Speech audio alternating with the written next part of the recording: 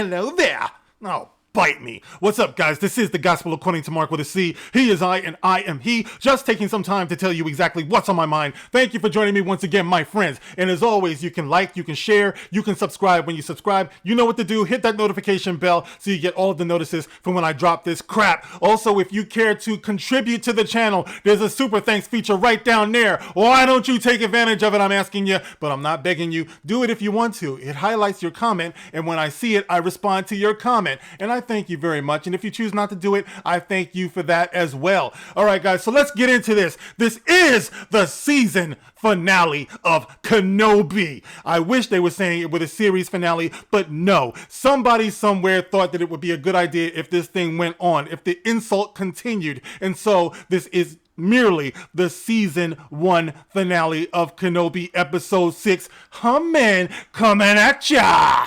And you know we had to get ya. So anyway, this one starts off pretty much where the other one left off, which is has been run through with Darth Vader's, actually it was her own lightsaber, straight through the gut. Yes, it was straight through the gut again, because remember, he did this to her also when she was but a youngling. But for some reason, she just keeps on hanging on. So we got Riva on Tatooine because Bail Organa pretty much told everybody that Luke and Leia, there was something going on with them connected to Anakin. I don't know. I think that she was able to piece it together. I think she knows that Luke is Anakin's son, right? So she's on Kenobi. She's shaking down the people down there trying to find Owen's farm. Everybody's like, I don't know where it is. I don't know. Man, how does she even get there? Remember, guys, she was mortally wounded. You understand? She was mortally wounded. Not only that, she has been identified as a traitor to the Empire. How does she get freaking anywhere at this point,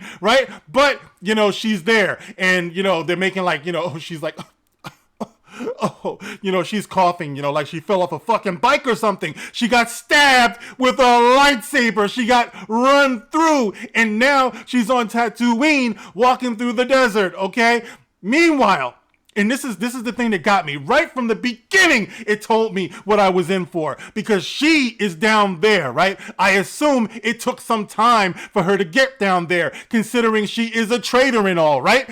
But we go to the very next scene, and we have Obi-Wan, Ice Chip, and the village people on the run from Darth Vader like they just left like 5 minutes ago. Okay, so how, I'm asking you, how did she get ahead of them on Tatooine? Meanwhile, they're like being chased, right? They're being chased. We learned in the last episode, Ice Chip said that the hyperspace, hyperdrive capability is busted, right? The Empire can easily get them, right? But he's telling Kenobi's like, what's this thing looking like? Are we going to get away? Ice Chip is like, not a chance in hell, Pilgrim.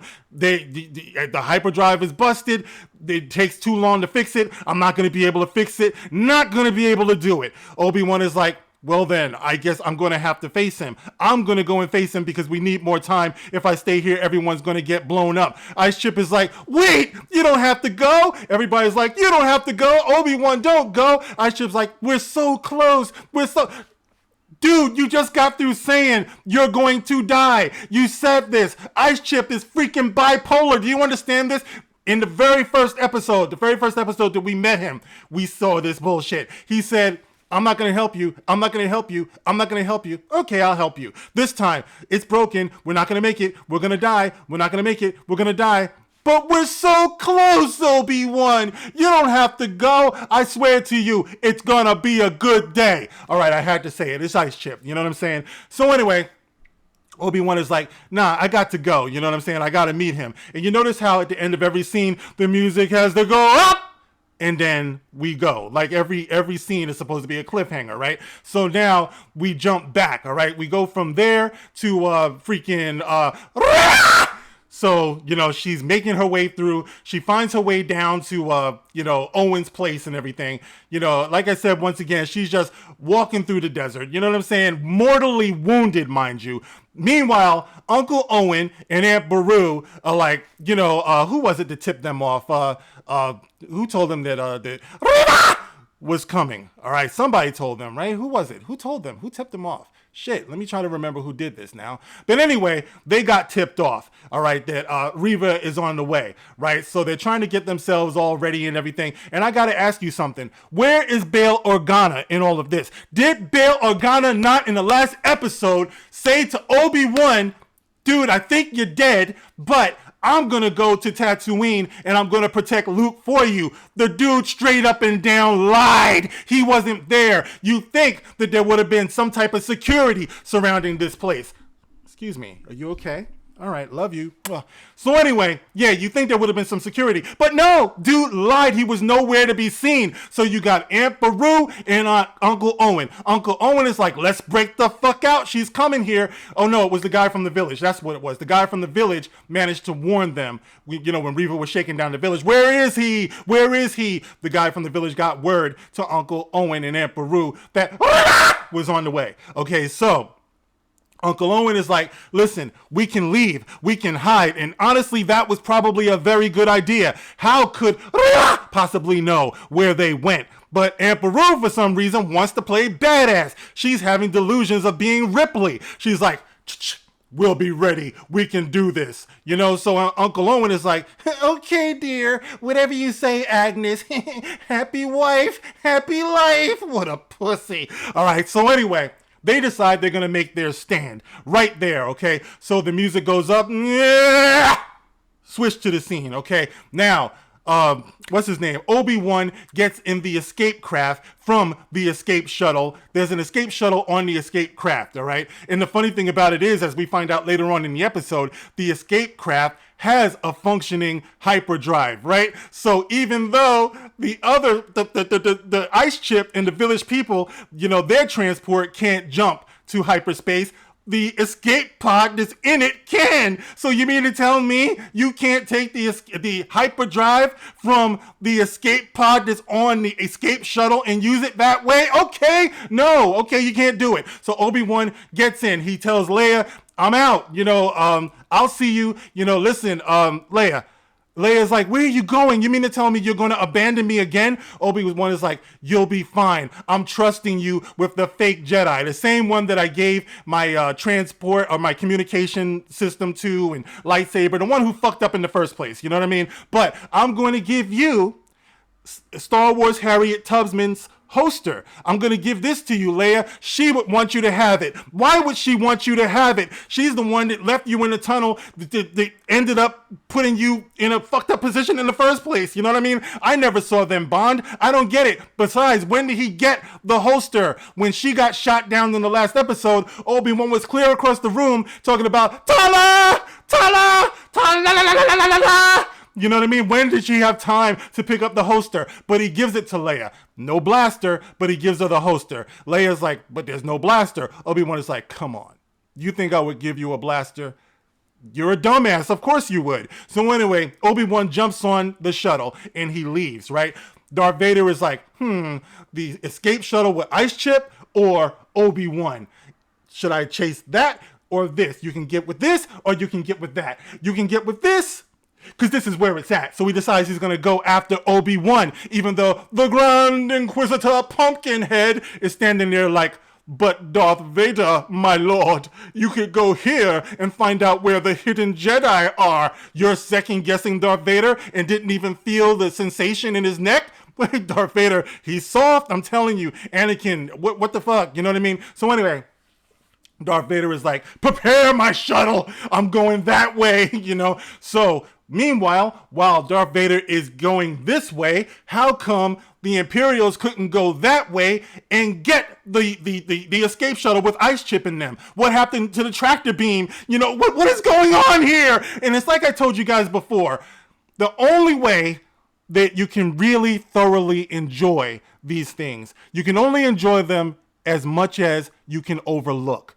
Do you understand what I'm saying? It's like, if these things don't matter to you, then I have no problem seeing why you would enjoy this. All right. But there are certain things, guys. There are certain things that you just shouldn't allow to get past without questioning. And that's what I'm doing here. I'm not saying that you can't like this bullshit, but I'm just saying, even you, deep down inside in the still of the night, must admit this shit doesn't make any sense. All right. So Darth Vader is going to go after Obi-Wan. Yeah. Okay.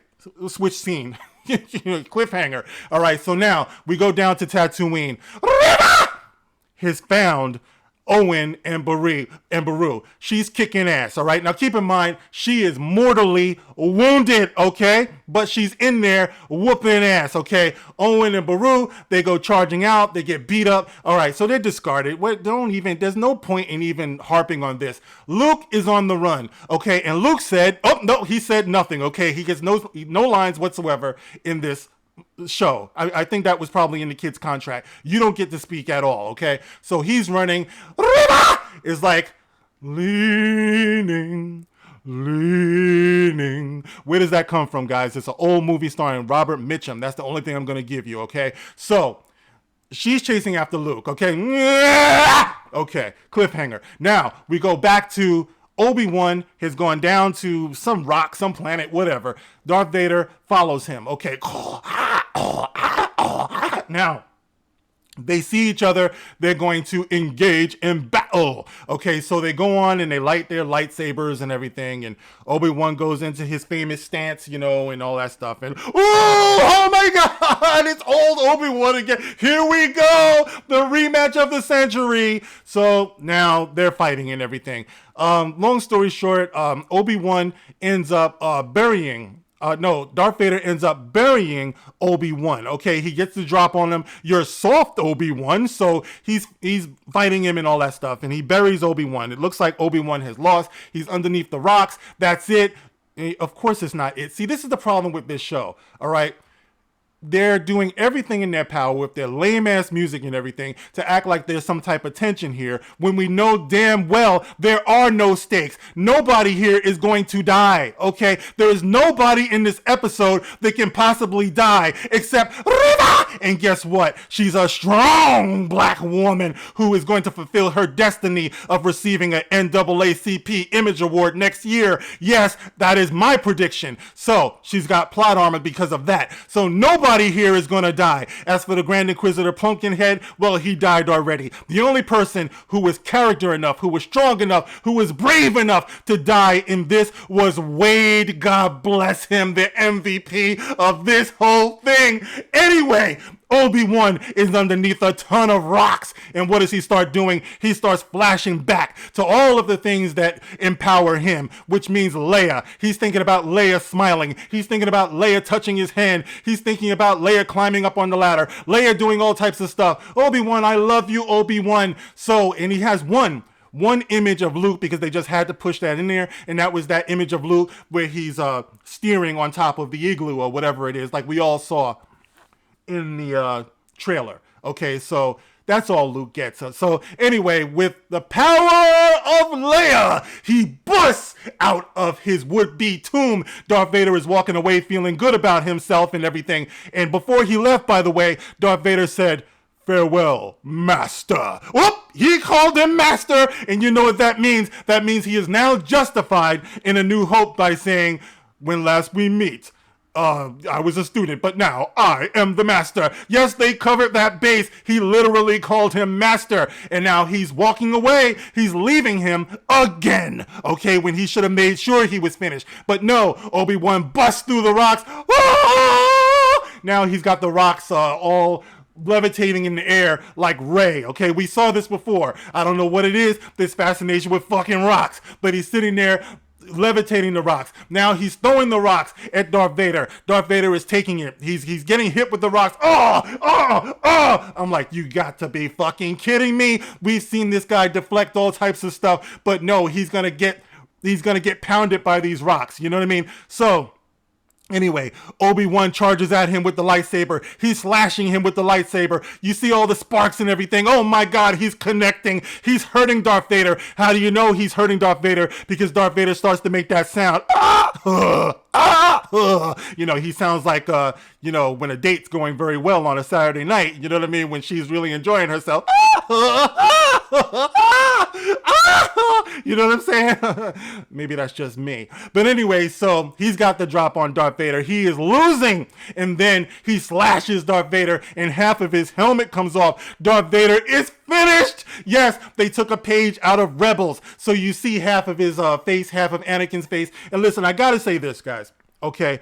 This is where I don't blame people for liking this episode, because honestly, Ewan McGregor and Hayden Christensen are fucking amazing together. Their chemistry when they fight, the choreography, they totally bring that heat. It's just a shame that the writing wouldn't have been any better, but no, like I said, I get it. So they have a little exchange and everything. And Obi-Wan, Ewan McGregor really brings it home. He sells it. He does. I got to give it to him. He says something to the effect of, "I am so sorry, Anakin." He actually calls him Anakin. "I am so sorry." And he genuinely looks hurt. You know what I mean? I felt him in that moment. So they did that right.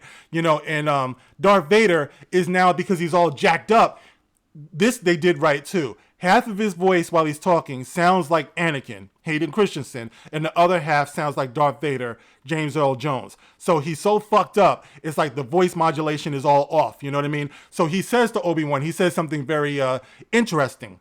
He says, "You didn't kill Anakin, Obi-Wan. I did." I'm like, well, shit. We have a breakthrough, you know what I mean? But no, we don't capitalize on that. Obi-Wan is like, oh shit, and then he leaves him there, you know what I mean? So he leaves him there, okay? Darth Vader, helpless, wounded, defeated. Obi-Wan now has a chance to do what he couldn't do before and put his friend out of his misery. And he says something like that, "I'm sorry, my friend. It would have really hurt me." Like if he had said, "I'm sorry, brother." I wish he would have said that, but I'm not the writer, obviously. So, anyway, he leaves, okay? He actually leaves Darth Vader when he could have killed him 100%. Now, you guys tell me, how does that make sense? He leaves him to be able to go on to kill and maim and murder God knows how many people, but he leaves Darth Vader there for some reason. Explain that to me, please, somebody. And I know somebody will, so I'm looking forward to this. All right, so anyway, Obi-Wan gets in the escape ship or whatever. All right, so he's going, okay? So on his way back, he picks up on the disturbance in the Force because Luke is in danger, okay? So he hears the echoes of Riva going after Luke. Come here, bitch! Riva is just going nuts, right? She's after Luke. She's going to get him and everything. Obi-Wan is like, oh my God. So he goes into hyperspace, which is how, like I said, I realized that the escape shuttle from the escape shuttle had a functioning hyperspace drive, right? So they could have, but they didn't. But anyway, so Obi-Wan is now speeding to the rescue, but of course he's too late because she could have been killed him many times. All right, so he gets to Tatooine. He gets down there. He sees Owen and Beru fresh out of getting their ass whooped. He's like, where is he? What's going on? Owen is like, I don't know, Obi-Wan. It was a black woman. She beat my ass, and she beat my wife's ass, and she's mortally wounded. I don't know how she did it. After walking through the desert, Obi-Wan, it was terrible. Obi-Wan is like, holy shit. I left and now the boy could be dead, right? So they don't know what's going to happen. But then off in the distance, here comes Riva! And she's walking, holding Luke. And Luke says nothing, of course, because Luke doesn't get any lines whatsoever. This kid could have been a rag doll as far as this story is concerned, okay? But he's still very important. He's a very important rag doll, okay? So Riva comes up. She throws Luke on the ground. No, she gently places him on the ground and everything. She couldn't do it because when she got ready to strike him down, now all of a sudden she starts getting flashbacks of all of the things she had been through as a youngling.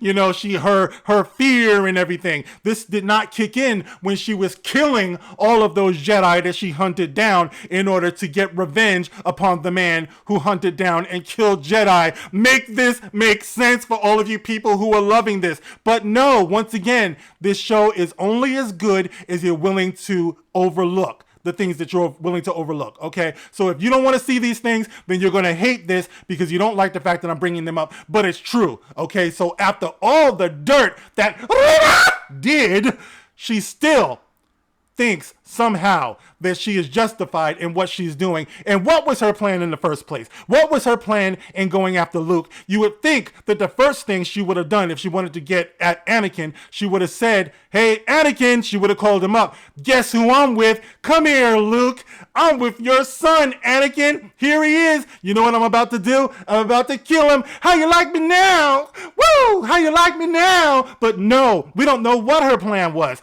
But anyway, she gently places Luke down into the sand. Go to sleep, sweet child. And then she drops down on her knees in front of Obi-Wan. I couldn't do it. I have failed all of those younglings that I thought I was going to avenge. Obi-Wan is like, dear sweet Riva! You didn't fail them. You're a good person at heart. No matter what you did, no matter all of the things that you did, no matter all of the people that you killed, no matter all of the lies and all of those things, you are still a wonderful person, a sweet person. Now go, Riva.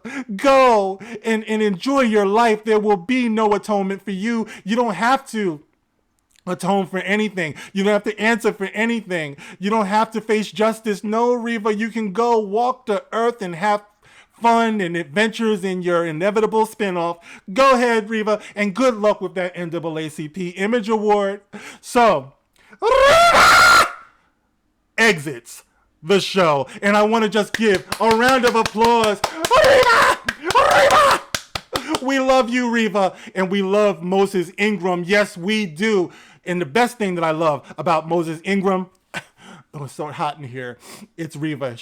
What's so hot is that she looks like me. Kathleen Kennedy, thank you so much. God bless you the day that you cast Moses Ingram as Riva. So Riva leaves, okay? And I don't even know why the show is going on anymore because she left, all right? But Obi-Wan, takes Luke back to Baru and Owen, and he's like, you know what? Looking at the way you got your asses handed to you, I can tell that Luke is safe with you. And you know what? I don't need to be here anymore. Yes, he actually said that. You don't need me anymore. I'm leaving. Uncle Owen is like, you sorry motherfucker. I mean, he didn't even ask him, did Bail ever show up? Bail said he was coming. Did he ever show up? I don't see people around here. What's going on? You know what I mean? But no. So Owen is like, you're pathetic. Do you want to meet this dude? Do you even want to meet him? Obi-Wan is like, oh, okay. So he grabs the Kenner, spaceship out of his bag and everything that he's been carrying around. And he goes over to Luke, and is he going to say it? Is he going to say it? Is he going to say it? He does. Hello there. And Luke says, nothing. Of course, Luke says nothing. Once again, I don't know why. Why is, you think that they would have addressed this like in the OT or something like that. Luke would have said, when I was little, I didn't say shit. I never said anything. You know what I mean? So anyway, so that was it. They didn't show any of the interaction between him. At least he could have introduced himself as crazy old Ben Kenobi. But no, he didn't do that, right? So anyway, Obi-Wan Kenobi, actually they switch, right? They go back to Darth Vader, I think, right? Darth Vader is sitting there, and the Emperor comes up. Now, I don't even know if that was Ian McDermott. It didn't look like him to me, but it looked like some dude pretending to be the Emperor. Darth Vader is sitting while he speaks to the Emperor. He at least should have been on his knee. What is thy bidding, my master? But no, he's sitting there while the Emperor is telling him, look, dude, are you done? Are you done? Because we got other shit to do, okay? I don't want you being obsessed with this Kenobi thing, all right? Darth Vader is like, I only serve you, my master. Okay, and then that's pretty much it for Darth Vader, okay? So now they switch back to Leia, of course, right? So Leia is there, and she's getting suited up. You see her wearing the holster. She's pretty much like cultivating her look that you're going to see in episode 4. I'm assuming that she never changes her clothes at this point because she looks exactly, once again, like I said before, mini Leia, right? So her mom comes in. Oh, I like this look on you. Leia's like, listen, okay, check this out, bitch. If I'm going to be princess, then we're going to have some changes around here. And I don't blame her for that because they did a piss poor job of protecting her in the first place. So she just lets her know there's going to be some big ass changes around here. You hear me, Mom? And Mom is all happy and everything. What happened to when Leia said, my mom was sad all the time? You know what I mean? This woman here, she's downright bubbly. Good morning. Good morning. Right? So Bail Organa comes in, lion ass that he is. What happened to him? Right? So Bail Organa comes in like, it's going to be a great day. Leia, you have a visitor. Who is it? It's Obi-Wan. He left the planet again, right? And he left the planet just to come and say hi, or in this case, maybe he was saying bye, or maybe catch you later, because of course we know no one is ever really gone, right? So Obi-Wan comes down, and he comes down just to get a parting shot at Bail and his wife, because he tells Leia, listen, I don't care who the fuck they are. You are the product of your parents. You're this and that about like your mother, and you're this and that like your father. You know, you get nothing from these people. They're not your real parents anyway. And I just want you to know that my love is alive deep down in my heart, although we are miles apart. If you ever need a helping hand, I'll be there on the double just as fast as I can. Don't you know that there? All right, so he says, there ain't no mountain high enough, there ain't no valley low enough to keep me from getting to you if you need help. Do you understand me, Leia? Leia's like, I love you, Obi-Wan. That's a man. All right, so Obi-Wan gets in the ship. Rickety rocket, blast off! So Obi-Wan is out of there, right? He goes back to Tatooine. There's a novel idea. That's where he should have been in the first place. Yeah, I should have stayed there. So now, here's the epilogue, right? Obi-Wan is like he's on his little horse or whatever. He's been through the desert on a horse with no name. It feels good to be out of the rain. So he's crossing the desert on his little space camel, right? And he starts to hallucinate. And what does he see when he's hallucinating? It's Qui-Gon Jinn! Yes, it is. It's Liam Neeson, Mr. Taken himself. Ooh, it took you long enough, Obi-Wan. Obi-Wan is like, I thought I'd never see you. I was with you all along, Obi-Wan. Come along. And then he disappears. I don't know if he was real or not. Obi-Wan looked like he was like he was tripping out. You know what I'm saying? I have no idea. So anyway, he's happy now because he's got this hallucination of Qui-Gon Jinn going on, right? I don't know why Qui-Gon Jinn is even appearing to him. My understanding was he was not able to take physical form or the physical appearance of a form, you know, but there he is, okay? So anyway, it's over, okay? Thankfully, it's over. All right, guys, now look, let me just break this shit down, okay? Because this was a mess. Okay, and I just have to say again, one more time, I get that people are going to love this. I get that people are going to like Hayden Christensen and Ewan McGregor together. Of course, I enjoyed that aspect of it as well. But all I'm saying is that there's no way in fucking hell that this story should have ever taken place. And so, in parting, all right, you guys know that I have a rating system that I purposefully saved until the end of this fiasco, and my rating system is a system of flushes, okay? If you get 0 flushes, it means there was no shit involved to be flushed. That means that it is a classic. If you get 1 flush, 2 flush, 3 flush, that tells you how full of shit this thing was. Now, you would think, like in some, by the way, in some very rare cases, you will get 4 flushes in a plunger, okay? That means it was totally backed up full of shit, okay? You would think that I would give this thing the ultimate in 4 flushes in a plunger. However, I'm going to give this 3 flushes and 2 wipes, okay? 3 flushes and 2 wipes. I'm giving it those 2 wipes for Ewan McGregor and Hayden Christensen, okay? Because like I said, the dynamic between the two of them would be the only thing that would make this even remotely worth looking at for me in highlights, because the story was shit, okay? All right, little Leia, she did what she had to do. She was mini Leia, and she showed no character development whatsoever because she was exactly like Leia, but, you know, mini, okay? And who else? I would say Moses Ingram. You know, when she was crying, she brought up tears. Okay, so I'll give her that. In that way, she is somewhat of a better actress than, say, Amber Heard. But for most of this series, she was severely lacking, okay? But I love Moses Ingram. And one more time, guys, I love Riva! So anyway, that's it, guys. That is the conclusion of Obi-Wan Kenobi season 1. And you guys tell me what you thought about it if you saw it, or what you thought about my review of this, and the whole phenomenon about this whole thing, where they warn people about the racist fans and the toxic fans. This whole thing has been quite a phenomenon. But anyway, guys, I thank you for riding with me on this, and I'm going to go turn on the AC. By the way, in mere minutes, you guys can catch me on The Dark Council if you're watching this on Wednesday night, 8:30 p.m. Eastern. And it's going to be on Drunk 3PO's Basement. I will leave the link in the description and the comments below in the pinned comment. All right, guys, thanks again. AC, where you at, man? This is it for me. Thanks for rocking with me. This is The Gospel According to Mark with a C. Rock on.